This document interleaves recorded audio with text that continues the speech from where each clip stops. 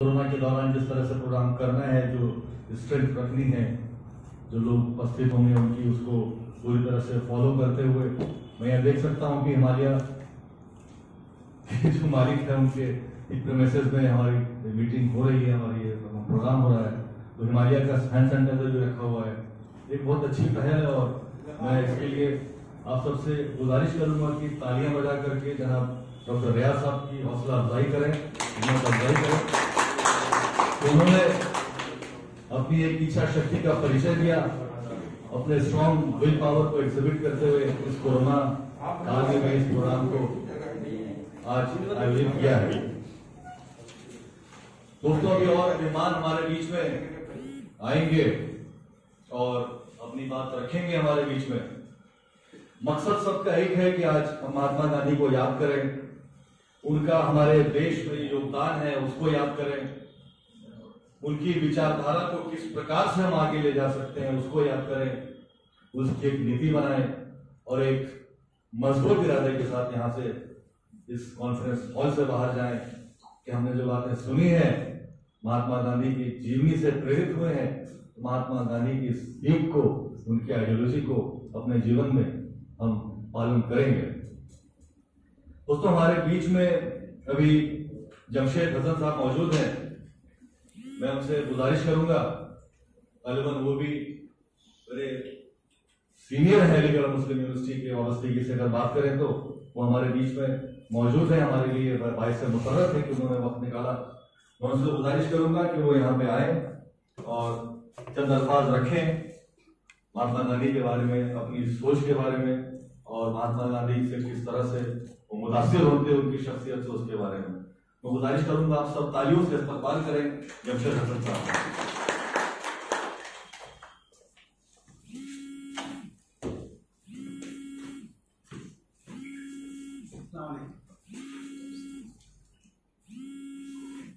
वैसे तो मैं कोई ओरेटर नहीं हूँ, कोई एक मार्केटिंग का आदमी हूँ।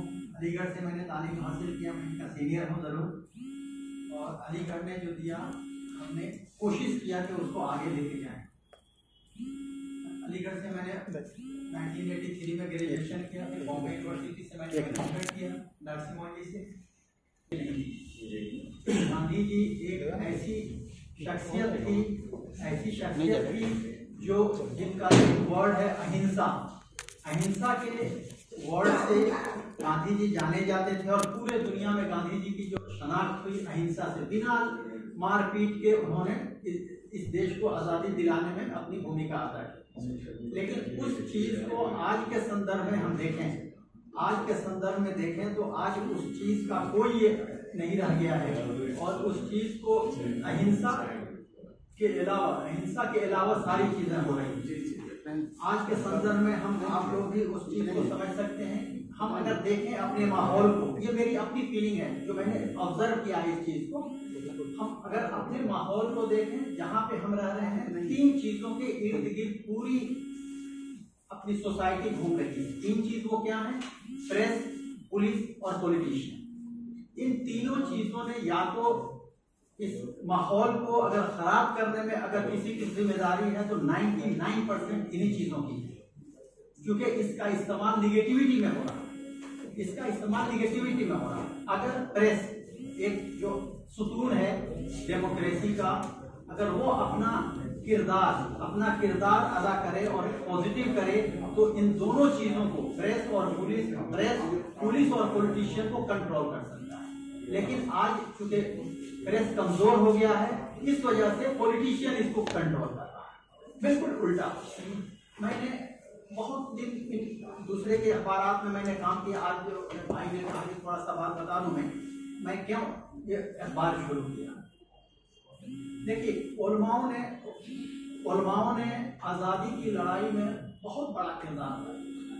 अगर उलमाओं का कंट्रीब्यूशन नहीं होता तो शायद आज़ादी उतनी जल्दी नहीं मिलती जो 1947 में मिल गई। उसके बाद तक भी लड़ाई करनी पड़ती, तब जाकर के आज़ादी मिलती। लेकिन 1947 के बाद आज़ादी मिल जाने के बाद से हमारे उलमाओं ने थोड़ी सी सुस्ती कर दी, जिसकी वजह से आज ये हमारे हालात हैं। आज जो हमारे हालात हैं इसकी वजह यही है कि हमारे उलमाओं ने सुस्ती कर दी। जो जितनी जोर से, जितने पुरजोश होकर के आज़ादी की लड़ाई दिलाई, उसके बाद से हमने अपनी हिस्सेदारी नहीं मानी, साझेदारी कर ली। अगर कोई बिजनेस कर रहा है, साझा बन जाओ, इसमें से हिस्सा तुमको नहीं देंगे। अगर हिस्सेदारी होती तो अपने ठीक है, हमें 14%, 15%, 18% नहीं मिलता, लेकिन 10%, 8%, 7% तो मिलता, 50% भी नहीं, हम कहीं पे भी नहीं। तो बहरहाल एक दिन मैंने यही सोचा कि अच्छा 73 साल हो गए आज, लेकिन आपको कहने का कोई, आपकी बात को कौन उठाएगा? कोई उठाने वाला नहीं है। मुझे टर्निंग पॉइंट में बता रहा हूँ कि किस दिन मैंने सोचा कि मेरा एक उर्दू अखबार हो, लेकिन चूंकि उर्दू जल्दी से कम पैसे में शुरू हो जाएगा तो उर्दू हो जाए, फिर अल्लाह ने दिया तो बड़ा अखबार भी होगा दूसरे लैंग्वेज के भी होंगे। एक दिन ऐसा हुआ, मैं सहारा में बैठा हुआ था, तो किसी बहुत बड़े आलिम भी हैं, बहुत बड़े तंजीम के सदर भी हैं, उनके सेक्रेटरी ने फ़ोन किया कि जमशेद साहब ये एक खबर भेजा है, ज़रा लगा दीजिए और इसको नुमाया करके लगवा दिएगा। तो मैंने उनसे कहा कि क्यों नुमाया करके? तो उन्होंने कहा कि ज़रा पेज 1 पे लग जाए तो अच्छी उसकी विजिबिलिटी हो जाएगी। उस दिन मुझे ऐसा लगा कि अगर 5-7 साल पहले की बात है, अगर इन लोगों ने अगर सोचा होता तो किसी मुस्लिम इदारे के बहुत बड़े तंजीम के सदर को ये कहने की ज़रूरत नहीं पड़ती कि मेरी खबर को लगा दीजिएगा, वो खुद लगती खबर। क्योंकि आपने अपनी चीज़ नहीं बनाई, इस वजह से आज आपको दूसरे की मतलब सिफारिश करनी पड़ रही है कि मेरी खबर लगा दीजिएगा। उस दिन मैंने सोचा कि मैं खुद एक उर्दू अखबार निकालूंगा, क्योंकि वो उस वक्त उर्दू अखबार का था और मेरे पीछे के ये 5 साल जो रहे हैं, 5 साल मेरे पीछे के उर्दू अखबार में रहे हैं। मैंने 2005 से मैंने उर्दू अखबार इंडियन एक्सप्रेस छोड़ करके मैं आया था सहारा में, और सहारा को चलाया, फिर इनकलाब को किया, फिर सहारा, फिर अपना शुरू। तो उस दिन मैंने सोचा कि मैं अपना एक उर्दू अखबार निकालूंगा। अभी मैंने 3-4 महीने मैंने इसकी बुनियाद डाली, और अल्लाह के शुक्र से अभी ओखला में मैं इसको डिस्ट्रीब्यूट कर रहा हूँ। और अच्छी अलहुबाब के नाम से, अलहुबाब भी एक नाम है जो मुझे ख्वाब में मिला, और अल्लाह तो हाजिर नाजिर जान के मैं ये कह रहा हूँ कि मुझे ख्वाब में आया कि तुम अखबार शुरू करो। और ये बात मैंने उसी बुजुर्ग से जिनकी खबर लगाने के लिए मैंने उनसे जिक्र किया, तो उन्होंने कहा कि हो सकता है कि अल्लाह तुमसे काम लेना चाहता। मैंने ये अखबार शुरू किया अलहुबाब के नाम से, और अलहुबाब भी, हुबाब मेरे को एक लफ्ज मिला, हुबाब का मतलब होता है मकसद होता है, मोहब्बत, खूब मोहब्बत से होता है। मैंने इसको उससे शुरू किया है, और अभी अबुल फजल में है, शाहीन बाग में है, बटला हाउस में है, और अच्छा चल रहा है अल्लाह के शुक्र से। मैं मुतमईन हूँ आगे इंशाअल्लाह। लेकिन मैं कह रहा हूँ कि हर आदमी अगर अपने एतराफ़ में सोचे और पॉजिटिविटी में शुरू करें, हम आपको सुधारने चलेंगे तो ना आप सुधरिएगा ना हम सुधरेंगे। गांधी जी की अहिंसा को हर साल 2 अक्टूबर को हम लोग चिल्लाते रहेंगे कि अहिंसा अहिंसा अहिंसा अहिंसा, वो खत्म नहीं होगा, वो हिंसा ही रहेगा। लेकिन अगर हम अपने आप को सुधारें, एक मकसद को लेकर चलें, तो इंशाअल्लाह आगे हम सुधर जाएंगे, हमारा बगल वाला सुधर जाएगा। हम करते करते पूरा माहौल, पूरा माशरा सुधर सकता है अगर हम उसको लेकर चलें। बस इतने लफ्जों के साथ मेरी थोड़ी सी ये बात थी।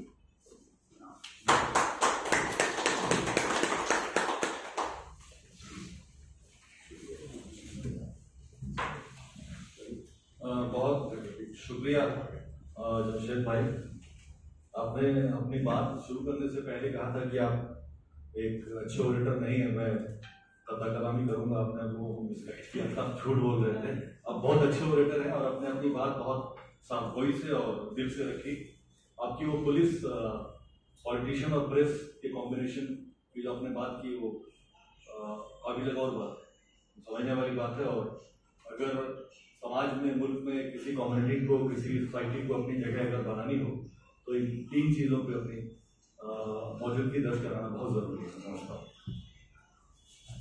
अब मैं गुजारिश करूँगा कमाल अख्तर साहब से, कमर अख्तर साहब से कि जब वह मौजूद है तो तशरीफ लाएं और अपनी बात हम लोगों के सामने रखें। मैं गुजारिश करूँगा आप सबसे कि तालियां बजा करके मैं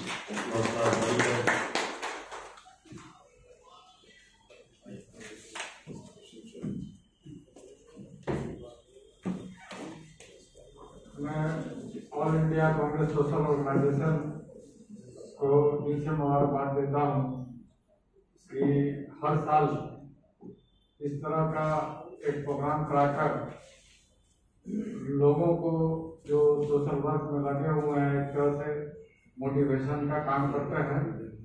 वहीं डॉक्टर रियाज साहब के विजन को भी मैं सलाम करता हूँ कि डॉक्टर रियाज साहब पूरी ईमानदारी और दयानदारी से इस ऑर्गेनाइजेशन को चला रहे हैं। मैं अपने बारे में बता दूं कि मैं बिहार के सीतामढ़ी डिस्ट्रिक्ट से बिलोंग करता हूं। मेरा नाम मोहम्मद कमर अख्तर है और सोशल खिदमत मैं 2-3 इदारे से जुड़कर अंजाम दे रहा हूं। हिंदू मुस्लिम एकता मंच का मैं संयोजक हूं। लड़कियों के तालीम के लिए 9-10 की बच्चियों को मुफ्त कोचिंग देता हूं। वो फातिमा घाटी के नाम से। जब सच्चे कमेटी की रिपोर्ट पढ़ा तो मुझे लगा कि नहीं, तालीम के क्षेत्र में, तालीम के फील्ड में काम करना चाहिए, क्योंकि उसमें न सिर्फ एजुकेशनली, सोशली, इकोनॉमिकली और एजुकेशनली दिखाया गया कि आप SC/ST से भी बदतर है। और जैसे जैसे मुस्लिम एजुकेशन ऊपर की तरफ जाता है, ड्रॉप आउट होता जाता है। तो शहर में तो लड़कियों का तालीम का निजाम ठीक ठाक था, देहात में, रूरल एरियाज में लोग नहीं पढ़ते थे। तो वो करता हूँ, एक मुस्लिम सिटीजन फॉर एम्पावरमेंट के नाम से इदारा चलाता हूँ। मैं उस तंजीम का फाउंडर प्रेसिडेंट भी हूँ। आज गांधी जयंती पर अगर हम बात करें तो गांधी जी ने सामाजिक सद्भावना और सांप्रदायिक सौहार्द बनाने की पुरजोर वकालत की और उसके लिए उन्होंने काम किया। आज के अगर परिवेश में देखें तो हमें सोशल ये जो है कॉमनल हार्मोनी पे काम करना वक्त और हालात के तहत जरूरी है, क्योंकि आए दिन कुछ न कुछ छोटे बात पर कॉमनल हार्मोनी बिगड़ता जाता है और माहौल खराब किए जाते हैं। तो गांधी जी का ये एम आज के परिवेश में भी हम उसको पूरी तरह समझे तो इम्प्लीमेंट नहीं कर पाए हैं। रूरल एरियाज में खास करके बहुत सारे डिस्ट्रिक्ट्स हैं, वहाँ छोटी छोटी बातों पे कॉमनल हार्मोनी बिगड़ जाता है। और इस पे अगर गांधी जी को सचमुच खराजे अकीदत पेश करना है तो हम उनके जो विजन थे उसको अपनी जिंदगी में लाने की कोशिश करें। उनका दूसरा सत्य हिंसा का जो रास्ता है, अभी जमशेद भाई बहुत संजीदगी से, बहुत बारीकी से बता रहे थे। आज समाज मैक्सिमम लोग, और छोटे लोग की बात छोड़िए, अच्छे अच्छे लोग भी झूठ बोलने में एक्सपर्ट हो गए हैं। आए दिन झूठ का पिटोरा बढ़ाया जाता है। उसके बाद अहिंसा, सुनने में तो बहुत अच्छा वर्ड है और यकीनन हर इंसान को अहिंसा का रास्ता अपनाना चाहिए, लेकिन छोटी छोटी बातों में अभी जो मुल्क के हालात हैं, लोग हिंसा पे उतारू हो जाते हैं। उसको कॉमनल हार्मोनी बिगाड़ दिया जाता है, लोग एक दूसरे के खून के प्यासे हो जाते हैं। तो आज हम यहाँ से ये आहत लेके भी चले कि गांधी जी का जो सपना था, या गांधी जी अपनी पूरी जिंदगी न सिर्फ इंडिया में बल्कि दूसरे मुल्कों में, साउथ अफ्रीका, इन सब में भी जो काम किया उसको हम अपने और अपने लोगों से कहकर उसको इम्प्लीमेंट कराते रहे। क्योंकि किसी काम को दूसरे को बताने से पहले आप अगर उसको इम्प्लीमेंट करते हैं अपनी जिंदगी में, तो किसी को बोलेंगे तो उसका असर थोड़ा ज्यादा पड़ता है। और डेस्क पे आके सिर्फ तकरीर कर दीजिए और उसको अपने जिंदगी में अमल में नहीं लाएंगे तो असर नहीं पड़ेगा। हम यहाँ से निकले तो इस अहद संकल्प के साथ कि गांधी जी के बताए मार्ग पे चले और उस पर अमल करें, दूसरे को भी अमल करवाएं। मैं एक बार फिर इस ऑर्गेनाइजेशन के नेशनल प्रेसिडेंट को मुबारकबाद देते हुए आपसे विदा हो रहा हूँ। बहुत सारे ओरेटर हैं जिनको बोलना है। रियाज साहब को दिली मुबारकबाद इस तरह के हर बार प्रोग्राम आयोजित करने।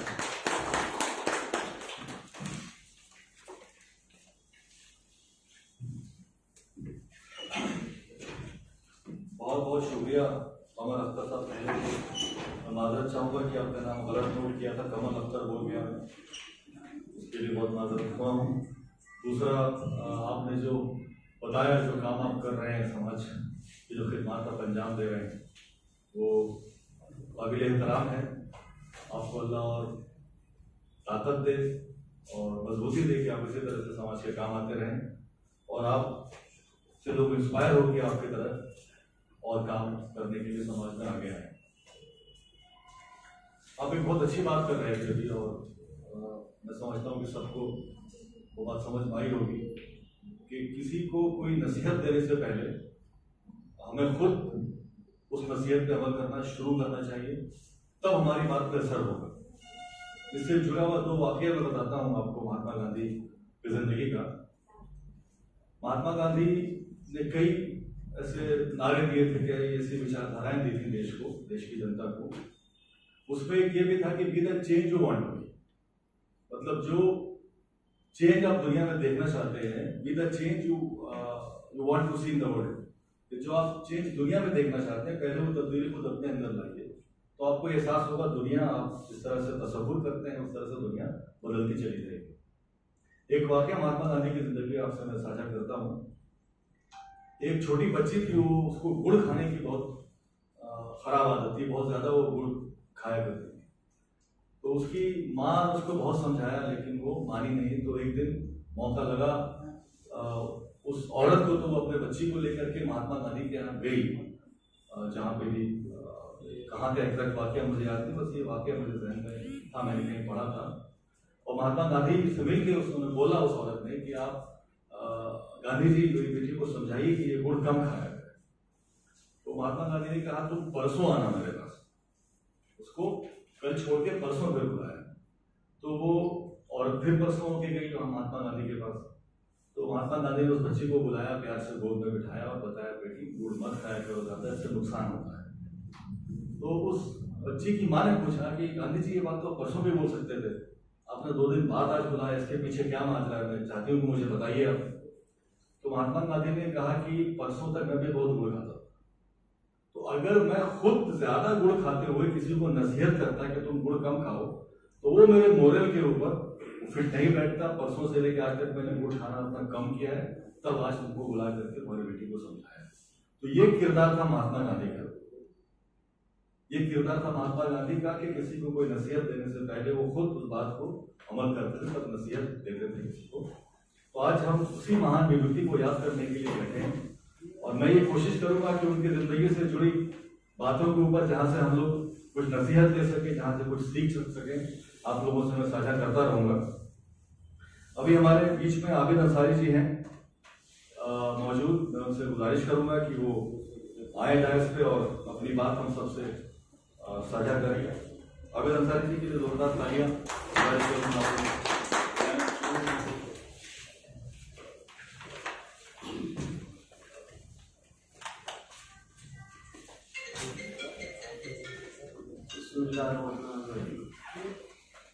मैं आबिद अंसारी लुधियाना पंजाब से।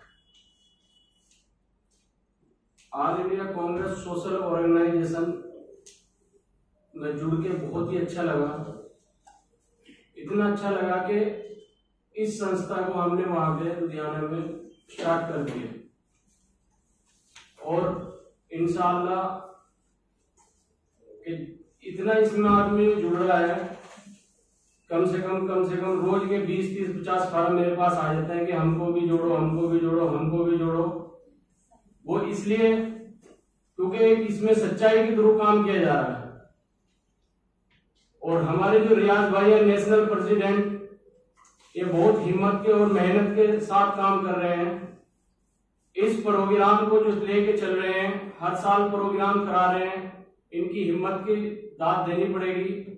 क्योंकि आज के टाइम में जो भी प्रोग्राम कराता है या कुछ मेहमान बाहर से प्रोग्राम में पहुंचते हैं, तो उन प्रोग्राम कराने वालों से पूछो कि उनकी जिम्मेदारी को वे कैसे समझते हैं। दिन रात फोन पे लगा रहना और हर आदमी को रास्ते बताना, ये करना, वो करना, ऐसे आना, इधर से आना, उधर से आना, तो ये भी बहुत बड़ी बात है क्योंकि हर आदमी से ये सब नहीं हो पाता। मैं बहुत बहुत शुक्रगुजार हूँ डॉक्टर रियाज साहब का, जो दिन रात मेहनत के साथ इसमें लगे हुए हैं। इसी साल में जुड़ा हूं और इंशाअल्लाह जुड़े रहेंगे इसमें और लोगों को भी जोड़ते रहेंगे। अस्सलाम वालेकुम।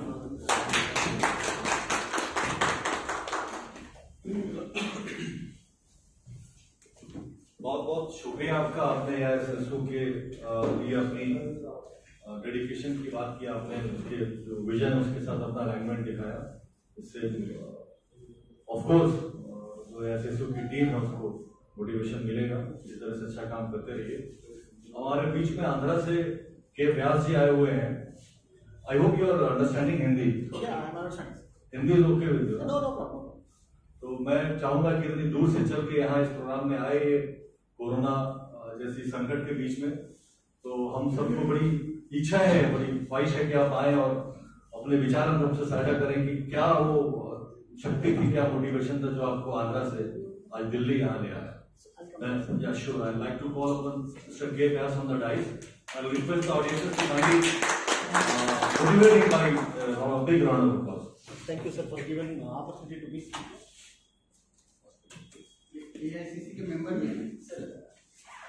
ये सारा आपका वजह से अभी बने। So I would like to thank all of you. So especially for my big brother Vyas sir has given me opportunity to come here.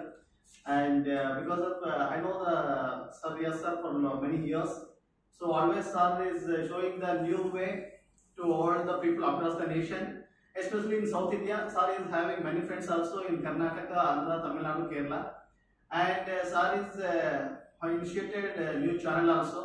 For that also we are working under the direction of Dr. Vyas sir.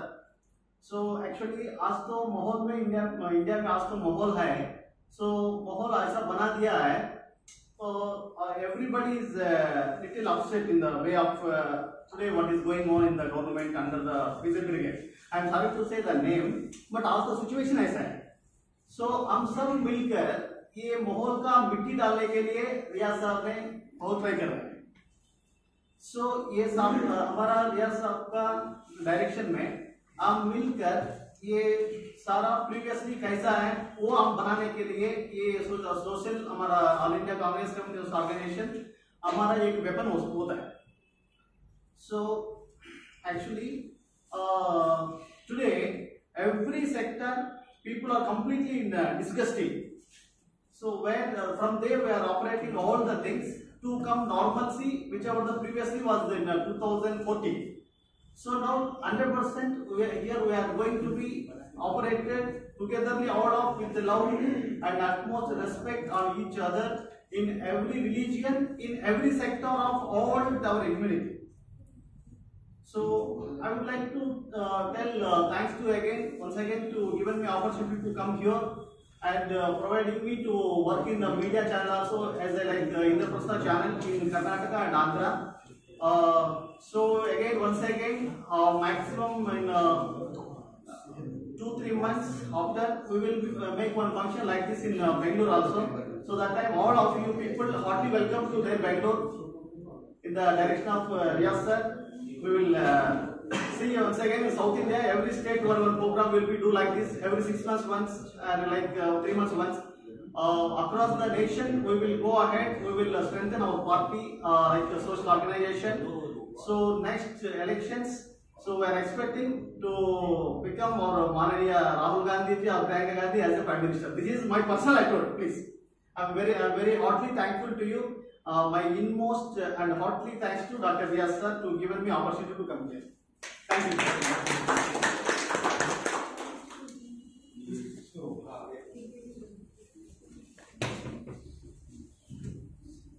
A lot of thanks, Mr. K. Bayalji. You came all the way from Andhra Pradesh. It's my honor, sir. No, it's an honor for us that you came all the way and you blessed us with your good thoughts and you connected very well with what